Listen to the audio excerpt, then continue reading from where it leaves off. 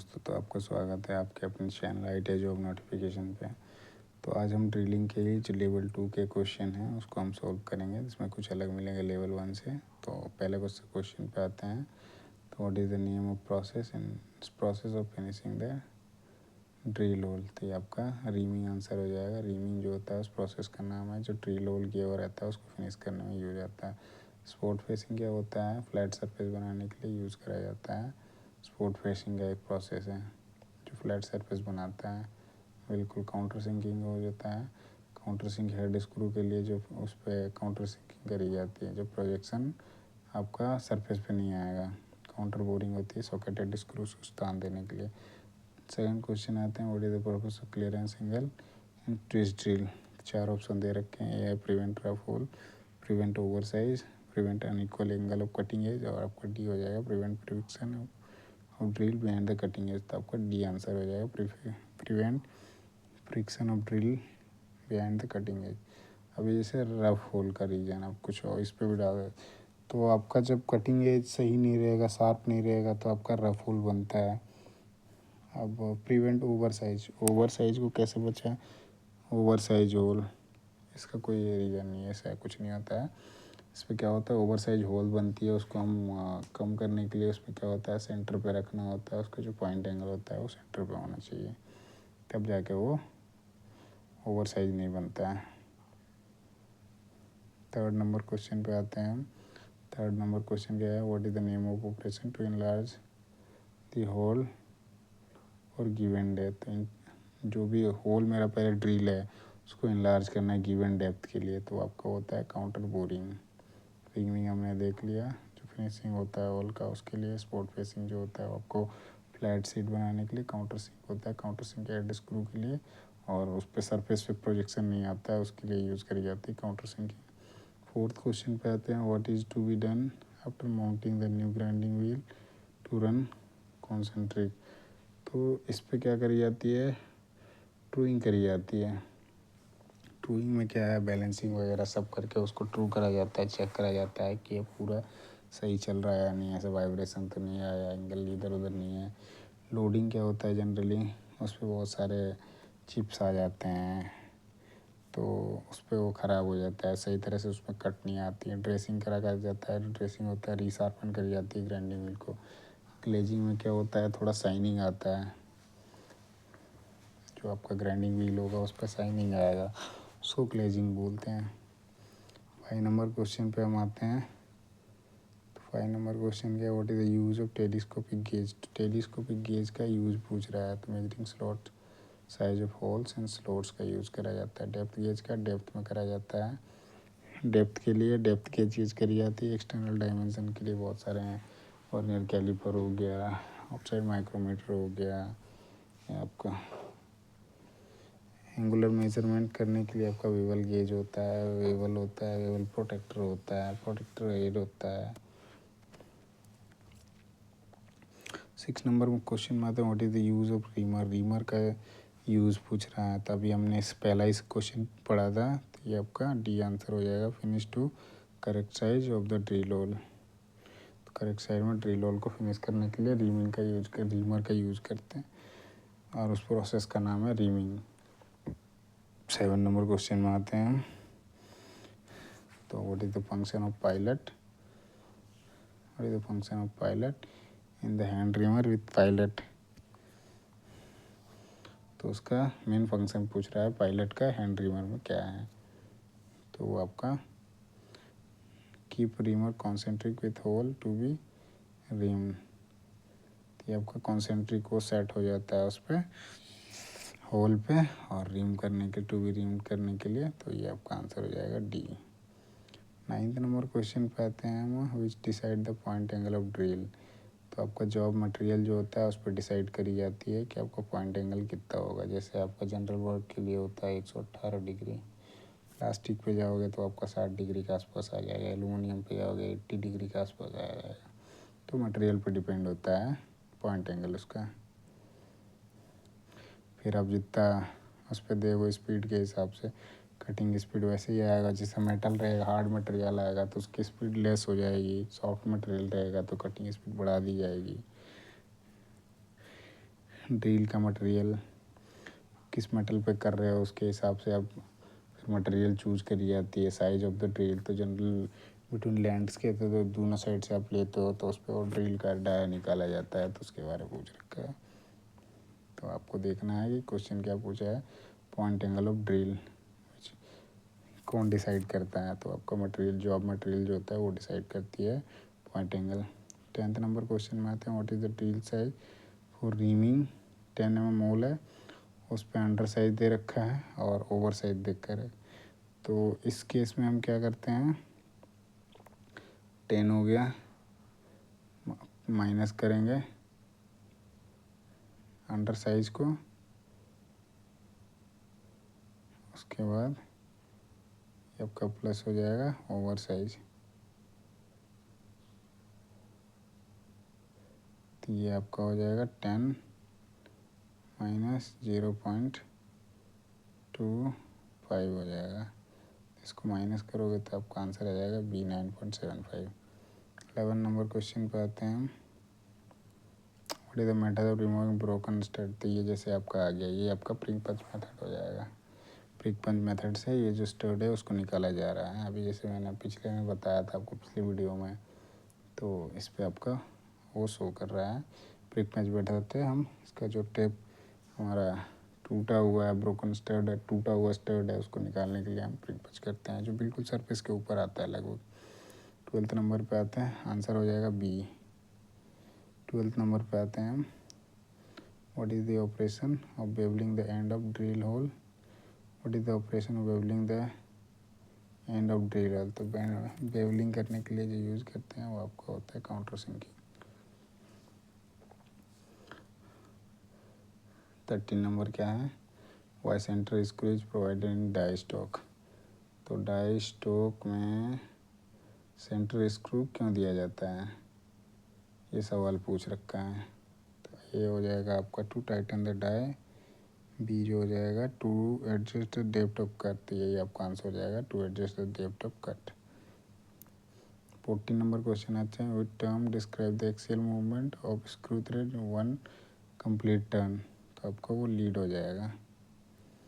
Complete turn यदि actually वो complete करता है तो आपका लीड होता है। पिच जो होता है एक थ्रेड से दूसरे थ्रेड के बीच की दूरी जो होती है पिच कहलाती है। फ्लैंक होती है रूट और क्रेस्ट के बीच का, जो रूट और क्रेस्ट को जो मिलाने वाली लाइन या सरफेस होती है वो आपका फ्लैंक होती है। डेप्थ होता है टॉप से लेकर क्रेस्ट से लेकर रूट के बीच में वर्टिकली जो हाइट होगी 90 डिग्री पे, वो आपका डेप्थ होता है। 15 नंबर पे हम आते हैं, इसका मैं जैसे डेप्थ को या डिफाइन कर देता हूँ। ये आपका थ्रेड हो गया, तो यहाँ से ऐसे ले लो और यहाँ से ऐसे, तो ये जो है ये डेप्थ हो जाएगा। ठीक है। 15 नंबर क्वेश्चन पे आते हैं, how the size of drill bit is measure. तो ड्रिल का जो साइज लिया जाता है वो कहाँ से लिया जाता है। अभी जैसे मैंने अभी पिछले सवाल में मैंने बता रखा था, तो आपका आंसर हो जाएगा बिटवीन द लैंड्स। तो लैंड्स होते हैं दोनों साइड से, दोनों लैंड्स के बीच का वो करके लैंड के बीच का जो डायमीटर होता है वो आता है इसका ड्रिल बिट का साइज। 16 नंबर का क्या है, what is the purpose of S type. जो ट्विस्ट ड्रिल होती है उसका मेन पूछ रखा है। तो ये आपका नॉर्मल लो कार्बन स्टील में use for normal low carbon steel के लिए यूज करी जाती हैं। हार्ड मटेरियल के लिए आपका एच टाइप का जो है वो यूज करा जाएगा, और एन टाइप का जो होता है सॉफ्ट टफ मटेरियल के लिए यूज करा जाता है। ठीक है, सॉरी एस टाइप का जो है, एस टाइप का जो ट्विस्ट ड्रिल है ये आपका सॉफ्ट एंड टफ मटेरियल के लिए हो जाएगा। एन टाइप का जो हो जाएगा और normal and low carbon steel के लिए, और एच वाला यूज फॉर हार्ड मटेरियल के लिए। 17 नंबर क्वेश्चन पे आते हैं हम, determine the drill size for finishing 19 mm reaming hole as per table under size and over size. तो आप अंडर मेन साइज को ले लो, मेन जितना दे रखा है डायमीटर तो 19 हो जाएगा। 19 में माइनस करोगे अंडर साइज और ओवर साइज को प्लस करके, तो आपका 0.25 18.25 आ जाएगा। तो इसको आप माइनस करोगे 19 से तो आपका आंसर आ जाएगा 18.75। 18 नंबर क्वेश्चन आते हैं, what is the drill size for 15 mm reaming hole. 15 mm के लिए तो आपका यही हो जाएगा, अंडर साइज ओवर साइज, तो आपका 14.75 ये आंसर हो जाएगा। 19 नंबर पे आते हैं, तो 19 नंबर क्वेश्चन क्या है, what is the name of operation producing flat seat on the drill hole. तो इसके लिए स्पॉट पैसिंग होता है। 20 नंबर क्वेश्चन पे आता है, what is the purpose of flute in drill.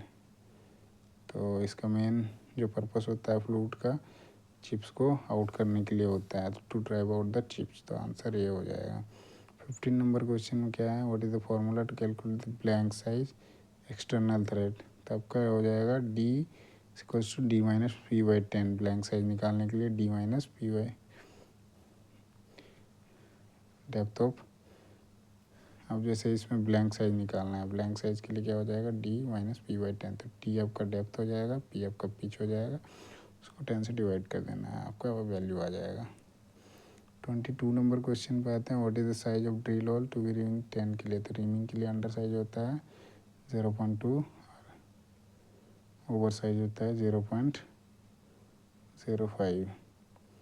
अब माइनस करोगे यदि इसको जोड़ के, तो 25 माइनस करो 0.25 करोगे तो आपको 9.75 आंसर बी आंसर हो जाएगा। 13 नंबर पे आते हैं, calculate the reading of vernier micrometer. तो इसको थोड़ा जूम करते हैं।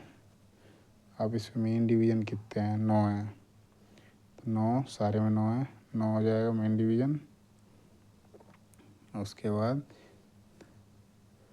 हम आते हैं थिम्बल डिवीजन पे। थिम्बल डिवीजन कितने हैं, तो थिम्बल डिवीजन है बिल्कुल 10 के पास है, ठीक है, तो 9.9 हो जाएगा।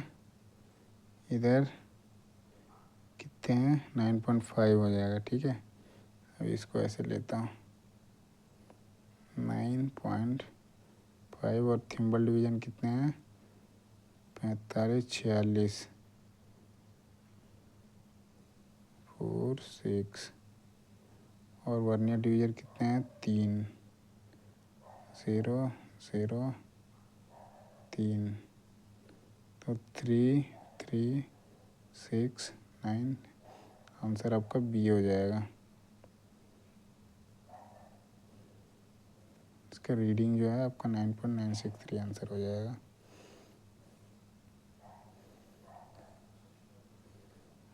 24 नंबर क्या है, which cast iron has the ability to minimise tool chatter machine tool. तो आपका ग्रे कास्ट आयरन यूज करा जाता है उसके लिए।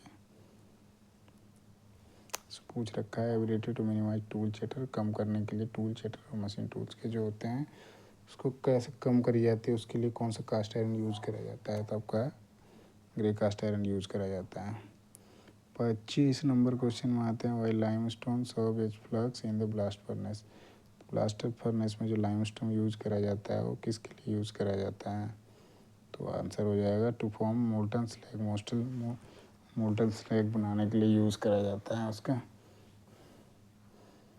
ब्लास्ट फर्नेस में लाइमस्टोन का। 26 नंबर क्वेश्चन में आते हैं, which micrometer having provision of interchangeable anvils. तो आपके स्क्रू थ्रेड माइक्रोमीटर होते हैं, उसमें इंटरचेंजेबल एनविल्स होते हैं। इससे डिफरेंट जो पिच के आते हैं, जो अलग अलग प्रोफाइल्स के आते हैं, उसको अलग अलग चेंज करने के लिए अलग अलग बार बार उसको चेंज करना पड़ता है एनविल्स को स्क्रू थ्रेड माइक्रोमीटर में। 27 नंबर क्वेश्चन आते हैं, which factor determine the selection of wire screw thread micrometer. तो आपका type of thread and pitch हो जाएगा। 28 नंबर क्वेश्चन पे आते हैं, what is measured with telescopic gauge. Telescopic gauge का यूज जो करते हैं हम कहाँ पे करते हैं, जनरली ये पूछ रखा है मेजर कर रहा है, तो ऑप्शन यही है, डेप्थ मेजर करने के लिए यूज़ करते हैं, एक्सटर्नल या एंगुलर, डी ऑप्शन है, size of hole, slot and recess. तो आपका डी आंसर हो जाएगा। आते हैं 29 नहीं है, अब लेवल 3 का क्वेश्चन आ गए हैं, तो लेवल 3 के भी डिस्कस कर लेते हैं। पहला क्वेश्चन है, why hand reamer have uneven spacing of teeth. तो क्यों अनइवन स्पेसिंग होती है जो रीमर होती है उस पर, उसका मेन रीज़न क्या होता है? तो चैटरिंग की जो साउंड आती है उसको कम करने के लिए हम अनइवन स्पेसिंग ऑफ टीथ रहती है उसकी। सेकंड नंबर क्वेश्चन में आते हैं, ये कोई सिस्टम नहीं है इसका, क्योंकि ये मोर मेटल रिमूव के लिए नहीं होती, फिनिशिंग करने के लिए होती है। एफिशिएंसी इसका भी कोई नहीं है, जो अब क्वेश्चन पूछा जाता है उसके हिसाब से आपको ध्यान देना है, टूल लाइफ का कोई रिलेशन नहीं है। पर वो रहता है थोड़ा थोड़ा सबका रहता है रोल, लेकिन इस पर क्या है कि मेन चीज़ को फोकस करना होता है। सेकंड क्वेश्चन में आते हैं, what is the reason for over heated drill while drilling? तो ओवर हीट होने का मेन रीज़न क्या है? मेन रीज़न आपका हो जाएगा क्लियरेंस एंगल जो है वो सही नहीं है, जिसके कारण आपका ड्रिल बिट जो है वो हीट होता है। हाँ, अब ड्रिल जो है आप करेक्टली यदि नहीं रखोगे तो उस पर आपका वो टूट सकता है।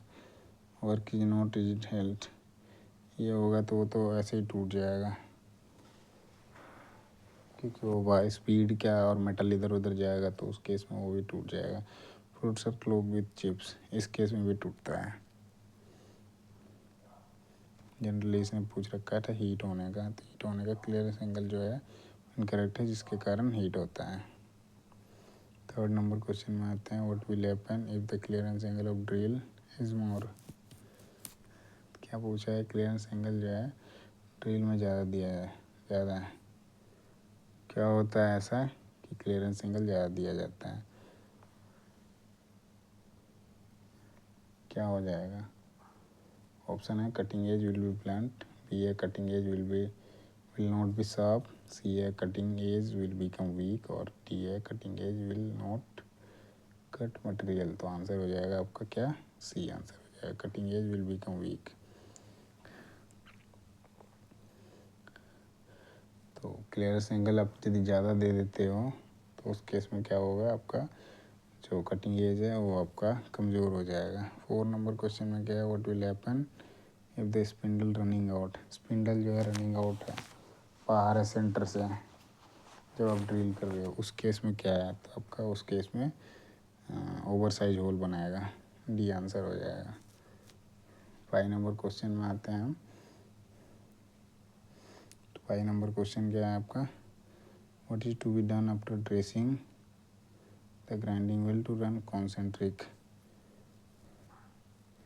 तो इसमें पूछा है कि आपका जो ग्राइंडिंग व्हील होता है उसको ड्रेसिंग कर देते हैं, उसके बाद कॉन्सेंट्रिक चलाते हैं, उसके पीछे रीजन पूछ रखा है।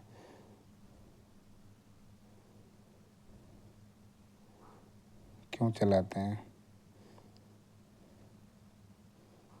तो उसके पीछे कारण क्या है? ऑप्शन जैसे दे रखा है 4 ऑप्शन, ट्रूइंग है, ग्लेजिंग है, ड्रेसिंग है और एक लोडिंग है। तो उसको ट्रू करने के लिए हम उसको रन करते हैं कॉन्सेंट्रिक, जिससे हमारा ट्रू हो जाएगा।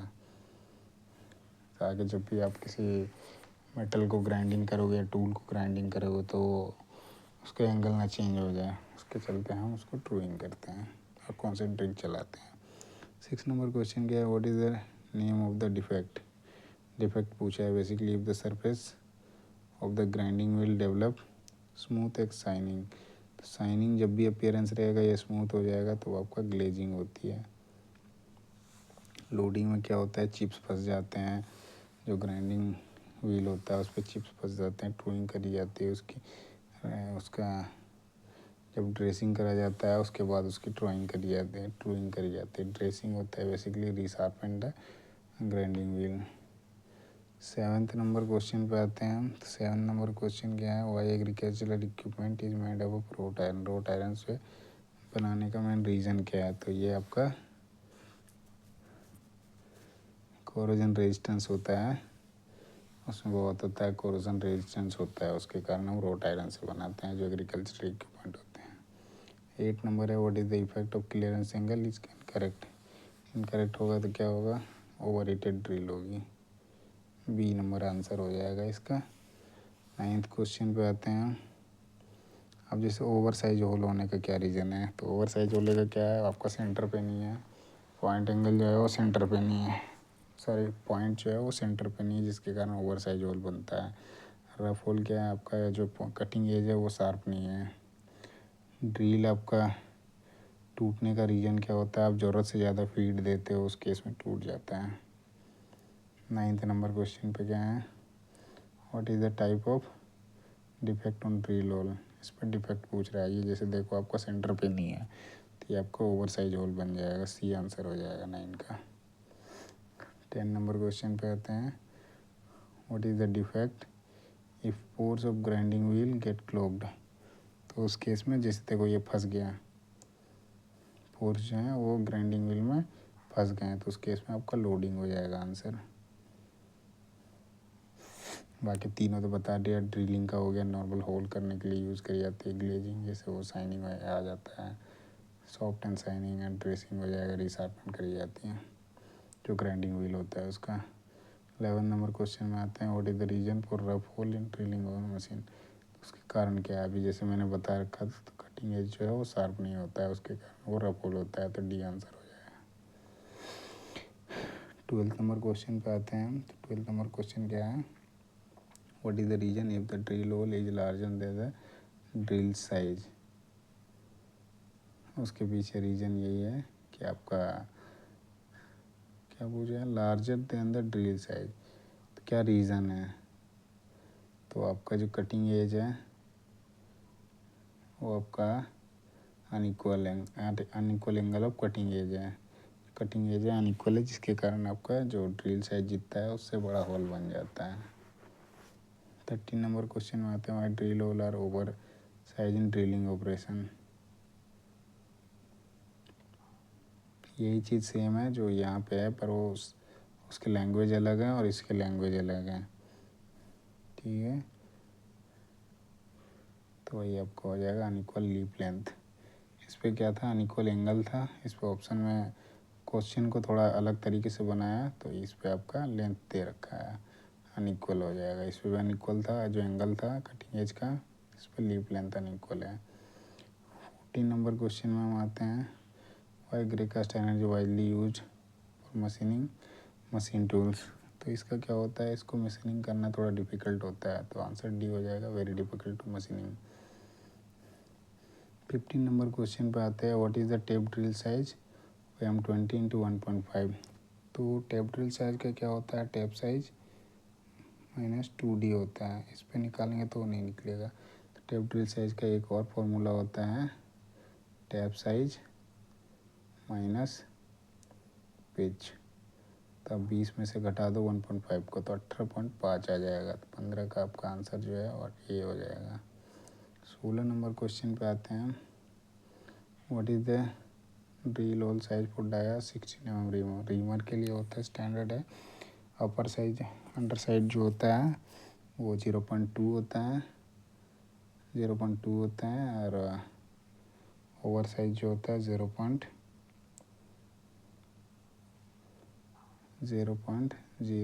होता है। तो इसको माइनस कर दो 16 से, तो 15.75 हो जाएगा आंसर। 17 में है, why drill hole are over size than drill dia. फिर वही क्वेश्चन आ गया घुमा के, क्वेश्चन उसका लैंग्वेज चेंज कर दिया, तो unequal length of cutting edge हो जाएगा। 18 नंबर क्वेश्चन पे आते हैं, what is the advantage of centre screw in die stock. तो सेंटर स्क्रू का क्या एडवांटेज होता है डाई स्टोक में, तो एडजस्टेड डेप्थ ऑफ कट हो जाएगा, बी आंसर हो जाएगा। 19 नंबर क्वेश्चन पे आते हैं, why precision instrument are made of invar steel. इसके पीछे रीज़न पूछ रहा है कि जो भी इंस्ट्रूमेंट होते हैं, प्रिसीजन इंस्ट्रूमेंट होते हैं, उनको इनवार स्टील से ही बनाया जाता है। उसके पीछे रीज़न क्या है, तो उसके पीछे रीज़न क्या है, लिस्ट कोफिशिएंट ऑफ एक्सपेंशन, तो फैलता कम है, उसके लिए हम उससे बनाते हैं। 20 नंबर क्वेश्चन क्या है, why limestone is added to the over of blast furnace. तो ब्लास्ट फर्नेस पे लाइम स्टोन का देने का रीज़न क्या है, वाई क्यों मिलाया जाता है, तो फॉर्म मोल्टन स्लैग। तो क्या करता है, मोल्टन स्लैग फॉर्म करता है, उसके लिए ब्लास्ट फर्नेस में जो होता है लाइम स्टोन को ऐड करा जाता है। तो आज के लिए इतना ही करते हैं दोस्तों। आगे भी इस तरह की वीडियो के लिए प्राप्त करने के लिए बने रहें, तो उसके लिए पहले चैनल को लाइक करें, सब्सक्राइब करें और बेल आइकन दबाना ना भूलें, जिससे अगली अपडेट आप तक सबसे पहले पहुँचे। धन्यवाद।